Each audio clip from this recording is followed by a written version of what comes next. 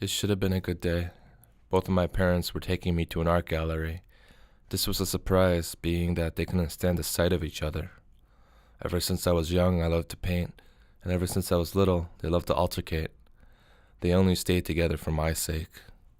I wish they could have just gotten along. Although I had been looking forward to this, I wasn't too excited about the both of them being there at once. It was raining. Rain was serene, a place of tranquility. It made me feel happy.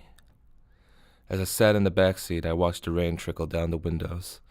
I blasted my iPod as loud as I could to drown out the sound of my parents arguing. The last things I clearly remembered that night were true bright lights.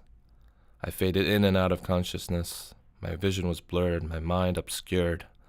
I saw men trying to get the car doors open. I felt my body being lifted. As I blinked, I was there in a stretcher, being pulled down a hallway.